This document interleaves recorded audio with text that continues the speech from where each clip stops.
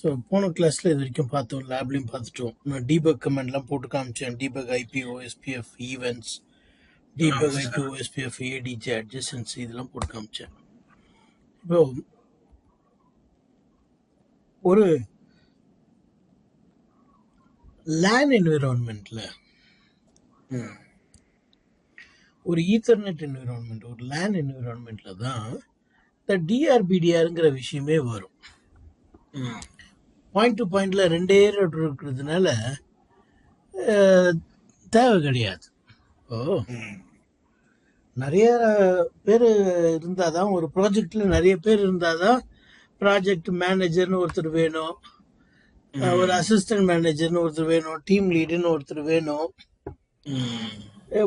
பெரிய ப்ராஜெக்ட் ஒரு 30 பேர் இருக்கிறான் ஒரு டீம்ல அப்படின்னா இவ்வளவு தேவைப்படுது நமக்கு. அப்பதான் விஷயத்த சரியா எல்லாருக்கும் போய் சேரும், எல்லாருமே வேலை செய்யறாங்களான்னு கண்காணிக்க முடியும். அப்போ தேவை. ஆனா இருக்கிறதே 2 பேர் தான் ப்ராஜெக்ட்லன்னு வச்சுக்கோங்களேன். அதுல ஒருத்தர் நான் பெரிய மேனேஜர் அப்படின்னு சொல்லிட்டு இருந்தான்னா கடுப்பா இருக்கும். ஒரு ஒரு ஆளை மேய்க்கிறதுக்கு இன்னொரு ஆளை வச்சு அது விளங்குமா அந்த கம்பெனி? அப்போ தண்ட சம்பளம் இல்லையா? நான் மேனேஜர், நான் எப்படி செய்யறது வேலைன்னா அவன் தண்டமா உட்காந்துருப்பான். அவன் இந்த ஒரு மனுஷன் தான் என்ன பண்ணணும், எல்லாத்தையும் செஞ்சுன்னு இருக்கணும். அப்படி எப்படி மேனேஜருங்கிறது ஒன்று அவசியம் இல்லையா? 2 ரவுட்டர் இருந்தா பிபி பாயிண்ட் டு பாயிண்டா இருக்கிற பட்சத்துல மேனேஜருங்கிற அதாவது டிஆர் அப்படிங்கிறது தேவை கிடையாது. சரி, மல்டி ஆக்சஸ் என்விரான்மெண்ட், அதாவது ஈத்தர்நெட், அதாவது லேன், அதாவது ஸ்விட்சிங் எல்லாம் ஒன்றுதான். அதுதான் அதாவது நான் எத்தனை முறை சொல்லணும் இருக்கிறேன். அதாகப்பட்டது அப்படின்னு எத்தனை முறை சொல்லிட்டேன் தெரியுமா? இது சுவிட்சை குறிக்குது. இந்த மாதிரி வரைஞ்சாங்கன்னா சுவிட்சுன்னு அர்த்தம், லேட்டு சுவிட்சுன்னு அர்த்தம். சுவிட்சுக்கு நீங்க சீரியல் போர்ட்லாம் கிடையாது, சீரியல் ஒயர்லாம் கனெக்ட் பண்ண முடியாது. ஈத்தர்நெட் தான் கனெக்ட் பண்ணியிருப்பீங்க. அந்த ஈத்தர்நெட் ஃபாஸ்ட் ஈத்தர்நெட்டாக இருக்கலாம், இல்லை வெறுமனே ஈத்தர்நெட்டாக இருக்கலாம், இல்லை கீக் ஈத்தர்நெட்டாக இருக்கலாம், இல்லை 10 கீக் ஈத்தர்நெட், ஏதோ ஒரு ஈத்தர்நெட்டாக. சரிங்களா? அப்படி இருக்கும் பட்சத்தில் என்ன ஆகணும், ஒரு எலெக்ஷன் ஒன்று நடக்கும். எந்த ஸ்டேட்ல நம்ம பார்த்தோம் இல்லையா, எக்ஸ்டார்ட் ஸ்டேட்னுட்டு. ஆமா, அந்த இடத்துல இவங்களுக்குள்ள அந்த ஹலோ பேக்கெட்ஸ் போகும்போது அதை கம்பேர் பண்ணும். என்ன கம்பேர் பண்ணும்? ப்ரையாரிட்டி கம்பேர் பண்ணும். இந்த ப்ரையாரிட்டி ஒன்று போல இருக்கும், 1 இருக்கும். ப்ரையாரிட்டி 0 இருக்கும் பாயிண்ட் டு பாயிண்ட்ல காமிச்சேன். ஆமா, சீரியல்ல பாயிண்ட் டு பாயிண்ட்ல 0 இருக்கும். ஆனா ஈத்தர்நெட்ல 1 இருக்கும் ப்ரையாரிட்டி எல்லா டிவைஸ்லயும். சரி, இப்போ 1 தான். அப்போ எல்லாருக்கும் குழப்பம், யாரா போய் லீட் பண்றது நம்மள அப்படின்னு ஒரே குழப்பம். எல்லாருக்கும் எல்லாருமே எம்சிஏ முடிச்சிருக்கிறாங்கன்னு வச்சுக்கோங்களேன். அந்த ப்ராஜெக்ட் மேனேஜரா போடுறதுல ஒரு குழப்பம் வரும். யாரா போடுறது, எல்லாருமே ஈக்குவலா படிச்சிருக்கிறாங்க, ஈக்குவலா மார்க் வாங்கியிருக்கிறாங்கன்னா ஒரு கன்ஃபியூஷன் வரதானே செய்யும். ஸோ அப்போ என்ன பண்ணுவாங்க, இதுல யாருக்கு வயசு அதிகம்னு பார்ப்பாங்க. அவர் என்ன பண்ணிடுவாங்க, மேனேஜரை போடுவாங்க. ஏன்னா அப்பதான் மற்றவங்க சொல் பேச்சு நடப்பாங்க. கொஞ்சம் வயசானவன போட்டோம்னா சரி, அந்த வயசுக்கு மரியாதை கொடுத்தாச்சு என்ன பண்ணுவாங்க மற்றவங்க எல்லாம், ஏதோ ஒரு வேலையை சொல்றது கேட்டு செய்வாங்க அப்படின்னு சொல்லிட்டு வயசை அடிப்படையா வைத்து மேனேஜரா போடுறது போல ப்ரையாரிட்டி 1 போல இருக்கும் பொழுது இந்த ரவுட்டர்ல எந்த ரவுட்டரினுடைய ரவுட்டர் ஐடி பெருசோ, எந்த ரவுட்டரினுடைய ரவுட்டர் ஐடி பெரியதோ, பெரியதுன்னா என்னது, அந்த ஐபிஎஸ், பெரிய ஐபிஎஸ். உதாரணத்துக்கு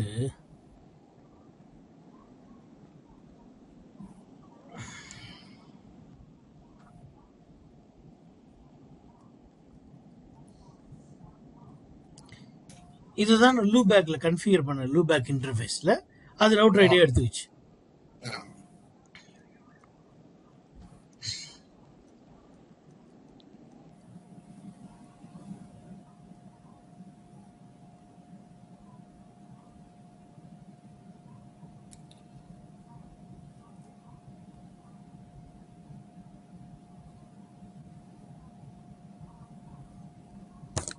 இது உங்களுக்கு குழப்பறதுக்குன்னே நான் இது மாதிரி போட்டிருக்கேன். அந்த மாதிரிலாம் இருக்காது ரியல் வேர்ல்ட்ல.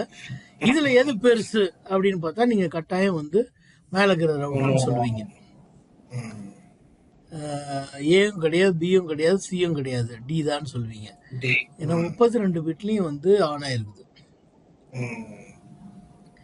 அடுத்தது எது பெருசு அப்படின்னு கேட்டா கட்டாயம் வந்து ஏ தான். ஏன்னா ஹையர் ஆர்டர் பிட்ல ஒன்று இருக்குது, இங்க ஹையர் ஆர்டர் பிட்ல இங்க 0 இருக்குது, இங்க 1 இருக்குது. அப்ப இதுதான் பெருசு. சரிங்களா?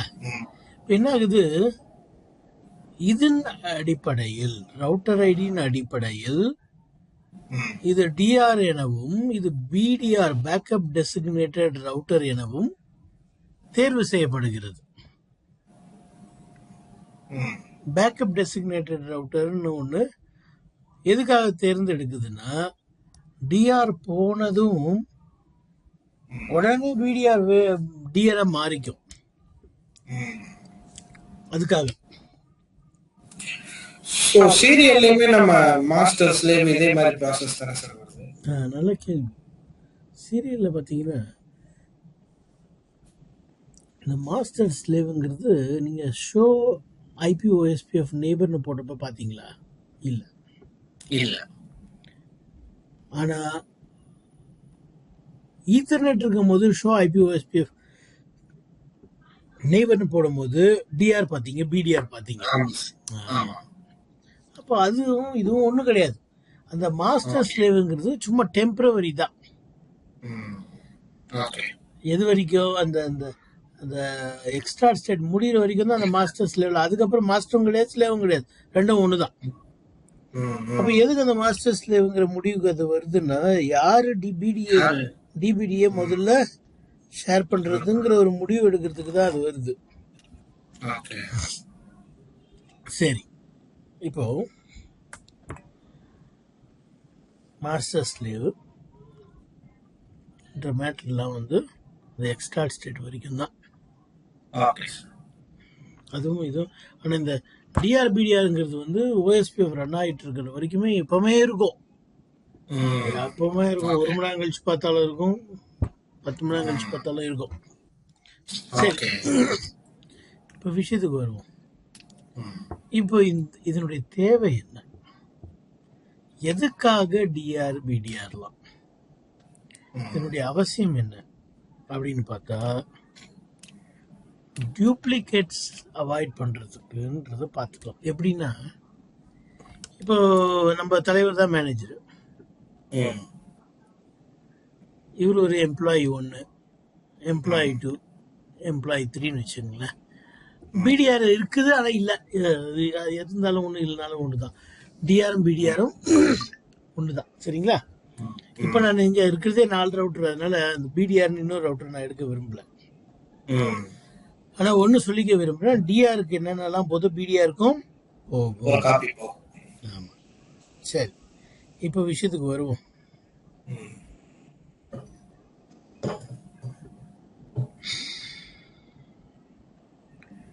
என்ன விஷயம்னா, இந்த மேனேஜர்னு ஒருத்தன் இல்லைன்னா என்ன தெரியுமா ஆகும்?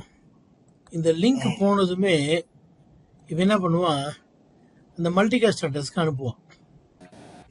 அப்போ எல்லாருக்கும் போகும், ஒரு காப்பி போகும். இந்த எல்லா ரவுட்டரும் வாங்கின ரவுட்டர் சும்மா இருக்காது வாய் வச்சுன்னு.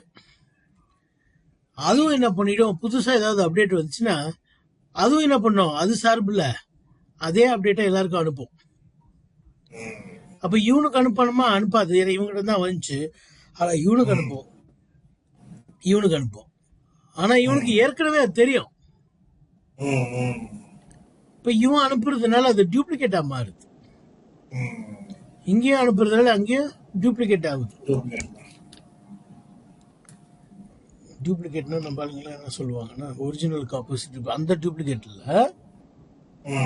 ஒன்னே 2 முறை 3 முறை வருதான், அதுவும் டூப்ளிகேட் காப்பி இல்லையா? சரி, அதுல என்ன வரும்னா லூப் ஆயிடும். இப்போ இந்த ரவுட்டருக்கு வந்து ஒரு சந்தேகம் வந்துடும், இவன் தான் அந்த அப்டேட்டுக்கு சொந்தக்காரனா இல்ல இவனான்ட்டு. இவனும் அந்த அப்டேட்டை பத்தி கொடுத்தான், இவனும் அந்த அப்டேட்டை பத்தி கொடுத்தான் இல்லையா? அப்போ பாக்கெட் இங்க அனுப்புவான், இவனுக்கு அனுப்புவான், இவனுக்கு அனுப்புவான், இவனுக்கு இங்கே சுத்தி நிற்கும், இங்க போக வேண்டியது இங்கே சுத்தி நிற்கும். இதை அவாய்ட் பண்றதுக்கு, இதை தவிர்ப்பதற்காக ஒரு மேனேஜர்னு ஒரு பையனை உட்கார வச்சிருது. அதனால என்ன லாபம் தெரியுமா? ஏதாவது ஒன்று போயிடுச்சுன்னா, எந்த ரவுட்டர்னாலும் ஏதாவது ஒன்று சேஞ்சஸ் ஏற்பட்டுச்சுன்னா, எந்த ஒரு மாற்றம் ஏற்பட்டாலும் இந்த ஸ்பெஷல் அட்ரஸ் 6ன்ற அட்ரஸை பயன்படுத்தி அப்டேட்டா அனுப்பும் எல்லா ரவுட்டரும். எந்த ரவுட்டர்ல ஒரு மாற்றம் ஏற்பட்டாலும் 224.0.0.5 இல்ல 6ங்கிற அட்ரஸ்க்கு தான் அனுப்பும். அப்படி அனுப்புனா அந்த அட்ரஸ்க்கு ஒரே ஒருத்தன் தான் சொந்தக்காரன், அதான் இவன். எந்த ரவுட்டர்லாம் டிஆர் பிடிஆர் எலெக்ட் ஆகுதோ அந்த 2 ரவுட்டர் மட்டும்தான் இந்த அட்ரஸ்க்கு சொந்தக்காரனுங்க. நான் தான் அந்த அட்ரஸ் அப்படின்னு அந்த அட்ரஸ்க்கு சொந்தம் கொண்டாடும். அப்போ இந்த ரவுட்டருங்க அந்த அட்ரஸ்க்கு அனுப்பிச்சதுன்னா வேற யாருக்கும் போறது வாய்ப்பே இல்லை. ஏன்னா வேற யாரும் அந்த அட்ரஸை சொந்தம் கொண்டாடுறது இல்லை. புரியுது இல்லையா? அப்போ டிஆர் மட்டும் தான் அந்த அப்டேட்டை வாங்கும். அப்புறமா இந்த டிஆர் என்ன பண்ணும், இவனுக்கு ஒரு காப்பியும் இவனுக்கு ஒரு காப்பியும் அனுப்பிச்சு வைக்கும். புரியுதா? இப்ப இவனுக்கு ஒரு காப்பி இவனுக்கு ஒரு காப்பி அனுப்பிச்சா இவன் திருப்பி அனுப்பணும்னா எந்த அட்ரஸ் தான் அனுப்பணும்? 6க்கு தான் அனுப்பணும். திருப்பி இவனுக்கு தான் வரும். ஆனா திருப்பி அதை அனுப்புறவனுக்கு எந்த ரவுட்டரும் அனுப்பாது. இப்படி பண்றது மூலியமா டூப்ளிகேட் அவாய்ட் ஆகுது. சோ டிஆர் வந்து 6ல ரிசீவ் பண்ணி 5ல அனுப்புது.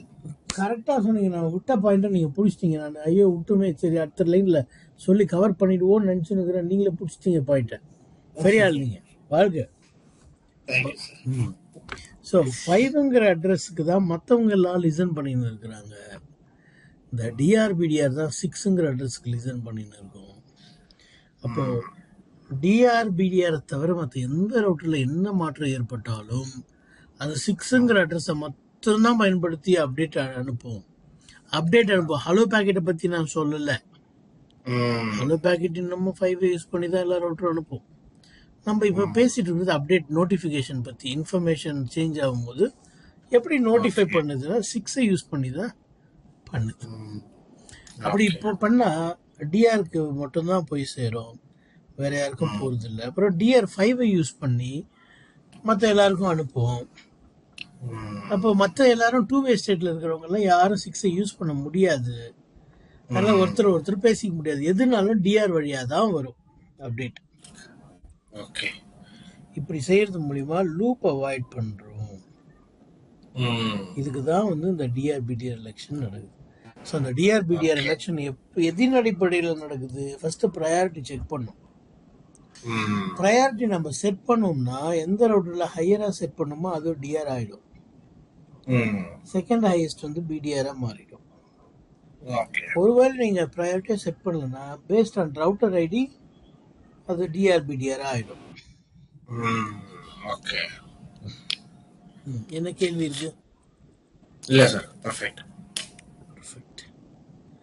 சரி, இப்போ ஒவ்வொரு முறை சேஞ்ச் நடக்கும் போதும் அது என்ன பண்ணும், இது புது சேஞ்சுங்கிறத தெரிவிக்கிறதுக்காக இது நான் இதுக்கு முன்னால அனுப்பின அப்டேட்டுக்கும் இப்போ நான் அனுப்புற அப்டேட்டுக்கும் வேற வேற அர்த்தம் இருக்குது, வேற மேட்டர் இருக்கு உள்ளங்கிறத தெரிவிக்கிறதுக்கு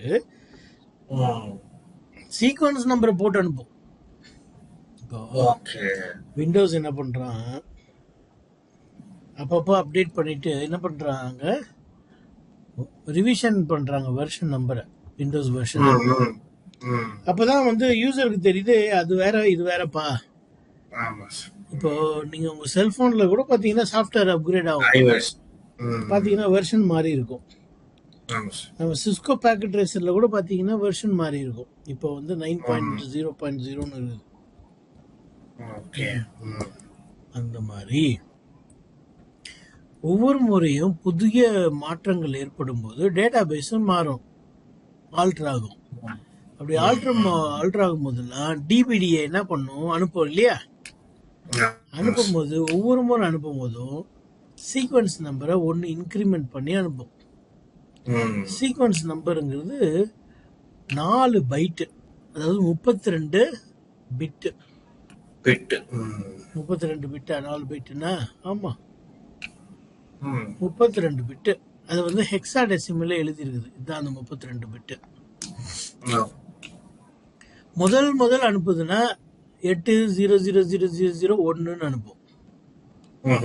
ரெண்டாவது புது சேஞ்ச் நடந்துச்சுன்னா 8002 அனுப்பும். இப்படி ஏறிக்கிட்டே போகும். 8 பிட் இருக்கு. ஓகே. இப்படி ஏறிட்டே, இது ஹெக்ஸாடெசிமல். ஓகே. ஹெக்ஸாடெசிமல் அப்படிதான். இப்போ விஷயத்துக்கு வருவோம். இப்படி இன்க்ரிமெண்ட் ஆகிட்டே போயிட்டு 8 F F F F F எஃப்னு மாறிச்சுனாலே உடனே வந்து 8 வந்து 7 ஆயிடும். ஏன் தெரியுமா? அப்பதான் வந்து 8001 இருந்து ஆரம்பிக்க முடியும். மறுபடியும் என்ன, அதுக்கு மேல போக முடியாது. எஃப் தான் இருக்கிறதுல பெருசு.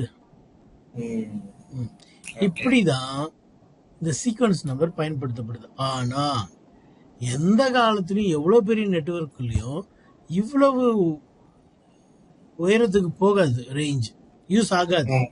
காரணம் என்னன்னா, சேஞ்ச் நடக்குதோ இல்லையோ, 1 மணி நேரத்துக்கு ஒரு முறை அது ரீசெட் பண்ணிக்கும். அதுவே எல்லாருமே ரீசெட் பண்ணிப்பாங்க, முதல் நம்பருக்கு போயிடுவாங்க. அதுவும் இல்லாம 30 நிமிஷத்துக்கு ஒரு முறை, போன கிளாஸ்ல நான் சம்மரியில சொன்னேன், 30 நிமிஷத்துக்கு ஒரு முறை சேஞ்ச் நடக்குதோ இல்லையோ எல்லாருமே என்ன பண்ணுவாங்க, அப்டேட்ஸ் அனுப்பி. அப்டேட் அனுப்புறது மட்டும் இல்லாம 1 மணி நேரத்துக்கு ஒரு முறை இந்த சீக்வன்ஸ் நம்பர் ரீசெட் பண்ணிக்கும். ரீசெட் பண்றதுனால என்னைக்குமே சீக்வன்ஸ் நம்பர் தீர்ந்து போச்சு அப்படிங்கிற ஒரு நிலைமை வரவே வராது. இந்த உதாரணத்தை நீங்க பாருங்க. இதுல ஷோ ஐபி ஓஎஸ்பி ஆஃப் டேட்டாபேஸ்ன்னு போடும்போது என்ன சொல்லுதுன்னா, இந்த ரவுட்டர் இந்த லிங்க் ஐடியை பத்தி 48 செகண்டுக்கு முன்னால 8வது அப்டேட் அனுப்பிச்சிச்சு. 8வது முறையா அட்வர்டைஸ்மெண்ட் பண்ணிருக்கு. இது வந்து 6வது முறையா 212 செகண்டுக்கு முன்னால இந்த ரவுட்டர்ல இருந்து இந்த லிங்க் ஐடியை பத்தி அட்வர்டைஸ் பண்ணிருக்கு. புரிஞ்சுதா? இப்படிதான் இத அர்த்தம் கொள்ள வேண்டும். சரி, நம்ம மீதி